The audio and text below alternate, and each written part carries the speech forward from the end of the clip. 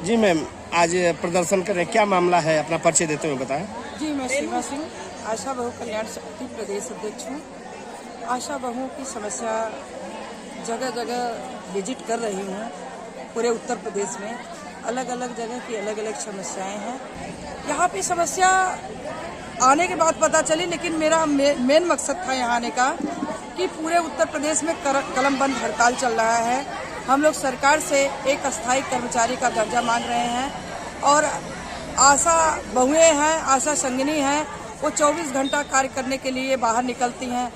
आशा संगिनी को किसी श्रेणी में रखा जाए, चाहे चतुर्थ श्रेणी में रखा जाए, चाहे संविदा श्रेणी में रखा जाए, चाहे कर्मचारी का दर्जा दिया जाए, लेकिन उनको अस्थायी किया जाए।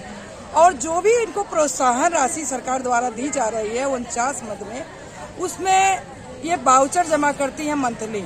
CSC रानीपुर की ये बहुत निंदनीय कार्य है कि हमारे माननीय मुख्य चिकित्सा अधिकारी जी के होते हुए यहाँ पे आशाओं से वाउचर पे रिश्वत लिए जा रहे हैं, जबकि ये नियम सरासर गलत है। कितना मांगा जाता है? कितना एक वाउचर पे कितना अभी तो पता चला कि TBI का पेमेंट आया था, जो CHO के थ्रू पैसा मिलता है 12,000 रुपया। 12,000 रुपये साल में मिलता है, उस पर 4-4 हजार रुपये हमारी बहनों से लिया गया। बताइए, बहुत बड़ी बात है। दूसरी चीज है, राज्य बजट का पेमेंट जो आ रहा है माननीय मुख्यमंत्री कोष से, जो ट्रेजरी से मिलता है, उसमें भी हमारी बहनों से 200 रुपये लिया जा रहा है। उसके बाद जो वाउचर होते हैं, वाउचर में तमाम काम सम्मिलित होते हैं, जैसे मान लीजिए टीकाकरण हुआ और नसबंदी हुई और उसमें ग्राम स्वास्थ्य स्वच्छता बैठक हुई, तमाम ऐसे कार्य हैं जो वाउचर में सम्मिलित है। वो वाउचर अलग से देती है, उसका अलग 200 रुपया दिया जाता है। इसका मतलब है कि हमारी आशाओं से कम 500 से 700 रुपया हर महीने वो ले रहे हैं। और एक आशा तो है नहीं, एक CSC पे 250 आशा है, तो आप मान के चलिए अगर एक आशा से इतना रिश्वत लिया जा रहा है तो 250 रुपया, 250 CSC पे आशा है, तो उसमें गुणा कर लीजिए कितना जा रहा है। बताइए, 15-16 हजार रुपए की नौकरी करने वाला व्यक्ति इतना बड़ा भ्रष्टाचार कर रहा है, इसका खुलासा आज तक क्यों नहीं हुआ? तो हम चाह रहे हैं माननीय मुख्य चिकित्सा अधिकारी महोदय से इस चीज को संज्ञान में लेते हुए अधिकारी के ऊपर कार्रवाई करें, अन्यथा अगला स्टेप यही होगा कि सारी जिम्मेदारी हमारी CMO साहब की होगी। ये तो शिकायत यहाँ पे मिली, लेकिन मेरा मेन मकसद था, प्रदेश स्तरीय कलम बंद हड़ताल चल रहा है। कलम बंद हड़ताल चल रहा है कि सरकार से हम मांग कर रहे हैं कि हमें उतना ही मानदेय दीजिए जितना एक मजदूर लेता है। इसकी लिखित शिकायत की गई है कि नहीं? जो भ्रष्टाचार चल रहा है इसकी अभी शिकायत नहीं की गई है, शिकायत बनाई जा रही है, शिकायत भी अभी दे दी जाएगी।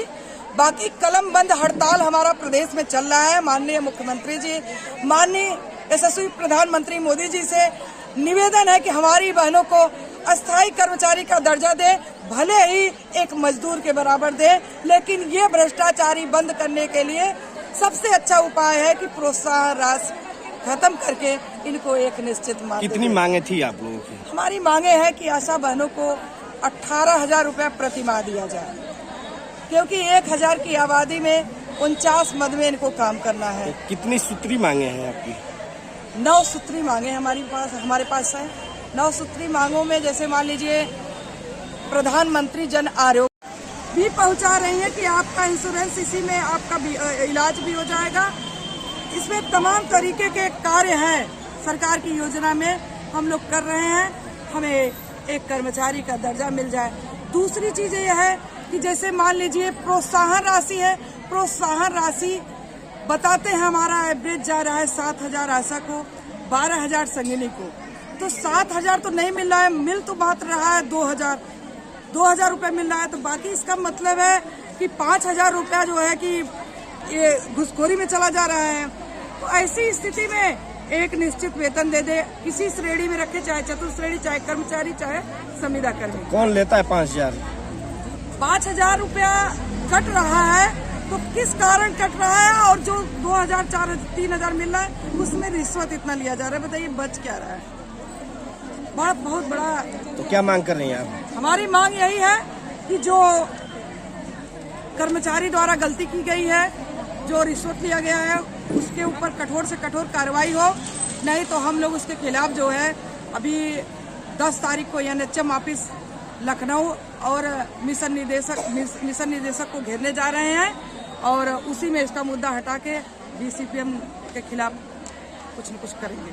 और रही बात है हमें सरकारी का कर्मचारी का दर्जा मिले, 100 सीधी की बात है। और चुनाव के पहले अगर सरकार घोषणा नहीं करती है तो चुनाव में इसका बहुत बुरा असर पड़ेगा, क्योंकि 1000 की आबादी में हमारी बहनें घर घर जाती हैं। 5 से काम करने वाली आशा को, संगिनी को आज तक सरकार क्यों परमानेंट नहीं कर रही है, जबकि बार बार शिकायत हो रही है कि जो भी प्रोत्साहन राशि है उसमें जो है भ्रष्टाचारी चल रही है, वाउचर पे पैसा लग रहा है, तमाम ऐसी चीजें हैं। तो इसको हटा के एक निश्चित मानदेय करे, क्यों नहीं कर रही है सरकार, बताइए। ये भाजपा सरकार को चुनौती है। भाजपा सरकार को चुनौती है, जब केंद्र में हमारी भाजपा सरकार है, राज्य में हमारी भाजपा सरकार है, तो इस सरकार से हमारा निवेदन है कि वो पिछली सरकार में ये होता ना कि केंद्र की सरकार कांग्रेस है, राज्य की सरकार सपा है और बसपा है, तो इसलिए हम कुछ नहीं कर पा रहे हैं। तो जान लीजिए अगर केंद्र की सरकार भाजपा की है और राज्य की सरकार भाजपा की है तो इसमें माननीय मुख्यमंत्री या माननीय प्रधानमंत्री तो ये मान रहे हैं कि भाजपा की सरकार में ये भ्रष्टाचार चल रहा है।